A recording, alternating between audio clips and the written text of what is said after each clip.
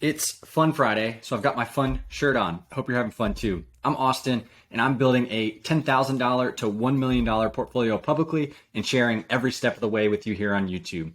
Today, got an update for you. Bought 2 new positions, and we're also going to talk about the differences between PE, price to earnings, and PS, price to sales ratio, and how I use those 2 different calculations in the way I manage this portfolio. All right, as always, we're leading off with the real money portfolio. We're building this from 10,000 to 1 million from 2022 to 2032. We're long-term investors, currently worth $21,753. As you can see, we've put about $22,000 into the portfolio, and in total, we're going to put in $370,000. So we're a little over 6% of our total contributions over the next 10 years. And if you've been watching the portfolio, which I've documented in other videos, we were up 10 to 15% since February 15th, which is when it started. We are now down 1.77% because the last week has been pretty brutal for the portfolio, down 7%. But we're long-term investors. I am literally not concerned at all about that, and it's just going to give me more opportunity to buy more shares of great companies over the long term. As always, you can check my portfolio out on commonstock.com/Austin, the best place on the web for verified investing research. Great community. Come hang out, learn about your investments. There's all kinds of different posts on here. I post about the stocks that I own and my different buys, and you can see all kinds of research on Common Stock. So first up, let's define what we're talking about here, which is price to earnings ratio, and then we'll jump into price to sales. So what is the price to earnings ratio? It's the ratio for valuing a company that measures its current share price relative to its earnings per share, or EPS. Investors often use the price to earnings ratio to determine the relative value of a company's shares in an apples to apples comparison. So what that's saying is it gives you a way that you can compare, say, Apple PE ratio to Google's PE ratio to get an idea of how those stocks compare to each other in terms of valuation. And so very specifically, the way that we get the PE ratio is the market value per share divided by the earnings per share. So you divide the current stock price by the earnings per share. So if we jump over to Apple, we can see right here that for this last fiscal year, they earned $5.61 in earnings per share. The share price is currently 172. So if we were to divide 172 by 561, we would get something right around 29.25. And it could be off a little bit just by the way that they calculate it. But that's a very real example of the definition of price to earnings ratio and then how it can be applied to a stock price. And so oftentimes people will have a rule. They only buy companies that have under this PE ratio or and those are often called, value investors. Well, I don't bucket myself as a value investor because if we were to keep ourselves under a certain PE ratio, then that could have been a very good way to stay out of Apple back in 2005 when it had a PE of 30. Or even all the way up to a PE of 42, 48. That's an extremely high price to earnings ratio in some people's opinions. But if the background of the company and the execution and the fundamentals of the company are there, and they continue to execute over time, it's almost impossible to overpay for a company. Not every company. There's a lot of companies that have a high PE ratio that I would never invest in. But great companies, it's almost impossible to overpay for them because even if we would have owned Apple back in 2007 at a price to earnings ratio of 45, the share price was $6.60 a share. I didn't own Apple back in 2007, but a lot of people did. And if somebody were to hold on to Apple that whole time, even though now the price to earnings ratio is lower, the company has earned so much per share since then that they've outgrown their earlier price to earnings ratio. And an investor would have received 20 6% return per year they would have earned since 2007, which would have turned $10,000 into $273,000 for a 2,635% total return. And pretty awesome. They would have received pretty much more in dividends than they spent in shares of Apple. Beautiful thing there. That's why I'm all about long-term investing and not hot stock tips of the day. So if you enjoy that stuff, just stick around to the channel. We go a little longer here, settle in, drink some coffee. Made this with an espresso. It's pretty awesome. Espresso, waiting for the sponsorship, baby. Let's go. Yeah, so Apple's a good one. So we can also jump and talk about price to sales ratio, right? And so, I mean, it's really the same idea, right? But instead of earnings, we're using sales. Investopedia.com is a great place if you are looking up kind of standard investing terms or definitions. Very reliable resource for those types of things. And so,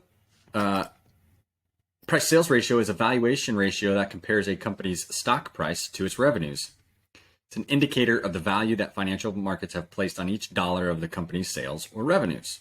Big thing for price to sales ratio is that it's most relevant when used to compare companies in the same sector. That's because different sectors have different margins and earnings and things like that. So it's great to really always, no matter what metric you're looking at, compare companies in the same sector to each other. To determine the price to sales ratio, one must divide the current stock price by the sales per share. The current stock price can be found by plugging the stock symbol into any major finance website. The sales per share is calculated by dividing a company's sales number by number of outstanding shares. So price sales ratio equals market value per share divided by sales per share. And so we can jump to Apple. Their calculations here, FastGraphs uses revenue or sales per share. And so in the most recent fiscal year, Apple earned $21.69 in revenue per share. The share price is $172 right now. So we get a blended price to sales ratio of 7.53. And so if we calculate 21.69 times 7.53, we get 163. Enough about the boring numbers and cents. Let's get back to the fun stuff, the portfolio. And what I want to talk about is one new position that I added today, which is Crowdstrike. Bought $1,476 worth. It's currently down about 2%. Making that one of my largest positions, actually. And then the other position that I added to, which is now the largest position in the dividend bucket, is Lowe's. And it's currently worth about $1,782. In total, up 1.31%. So I feel like Lowe's must be up today. Yeah, it's up about 2% just today. So let's jump into why. Let's start with CrowdStrike. Why did I buy CrowdStrike? Well, first of all, we all see what's going on with Russia and cybersecurity and all these hacks that are happening. Cybersecurity, it's like the era of cybersecurity, and so that's a tailwind or that's momentum that's a real thing, and there's real revenue there. And industries or businesses are spending real money on it. And even during recessionary times when businesses cut back, they cannot cut back on cybersecurity. It's got to be at the forefront of their minds at all times, because a compromise can be devastating to companies. So let's jump into why. And I mean, there's some news on CrowdStrike lately, which I don't react to daily news. CrowdStrike actually yesterday had an investor event where they talk about receiving a provisional authorization to operate at impact level 4 for the government, basically, which means that it's going to enable them to deploy their Falcon cybersecurity platform to a broad range of Department of Defense and defense industrial base customers. They're now working towards DoD impact level 5, which is going to help them secure national security systems. And so just getting steps up in this certification and being able to work with government entities as well as commercial companies is just a huge market opportunity for CrowdStrike. And so this is CrowdStrike's update and investor presentation that they provided yesterday, which is an update since their last earnings call announcement, which I believe was in March. And they've updated their numbers pretty significantly, as well as the stock has sold off a little bit, which is why I felt now is a great time to start building a long-term position in CrowdStrike. Back in 2011, they wanted to build, their goal was to build the largest private security cloud in the world by using cloud-enabled sensors, security telemetry data, and essentially build the Salesforce of security. CrowdStrike is growing their market share in a important and growing market, which is a trait that I look for in growth companies. And we can see here that in terms of modern endpoint security in calendar year 19, CrowdStrike's market rank was number 4. Fast forward to calendar year 20, they were number 1. And in the middle of the year in 2021, they were also number 1. And they've grown from 7.9% market share up to 14% market share in really just a matter of a year and a half. So according to a research report from Forrester, CrowdStrike dominates in EDR while building its future in XDR and Zero Trust. And as we can see in the top right corner, CrowdStrike is rated as a leader with a stronger strategy and the strongest current offering compared to competitors. They've now set a path to what they believe is $5 billion in annual recurring revenue. And when we think about that $5 billion, at the end of last year, the company has just surpassed $1.7 billion in annual recurring revenue. So that's more than doubling their annual recurring revenue just to reach that $5 billion. And they've got very strong subscription gross margin at 79% with 13.5% non-GAAP operating margin and 30% free cash flow margin, which are very strong numbers.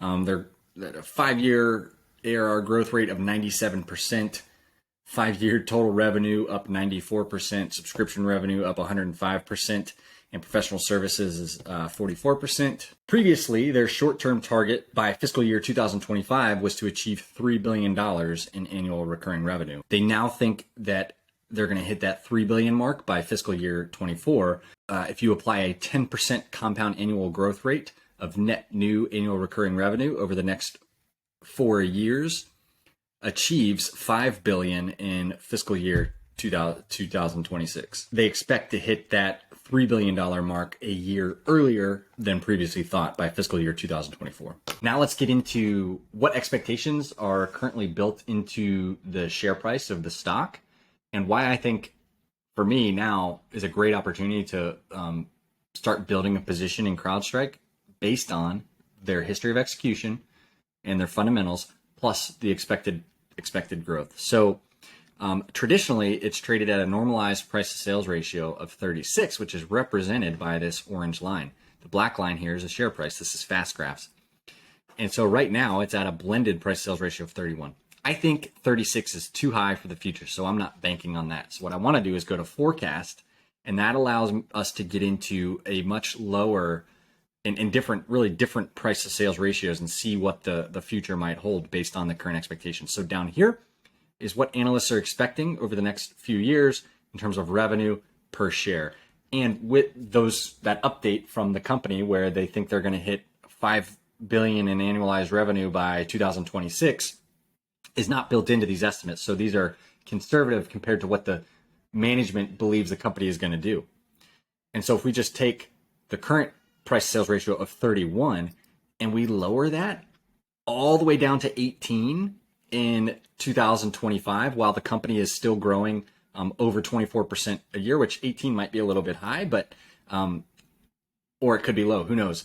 But it's a compression of almost like a price to sales compression of what, 40, 50% from here. We're still looking at a 10% annualized return. If it maintains a price to sales ratio of 21, then we're looking at a 17.5% annualized return, which would be a 57% overall return over the next 2 years. And so with everything we talked about CrowdStrike and the security environment and the execution of the company and the gross margins, I'm very comfortable opening a position here and intend to hold it for multiple years.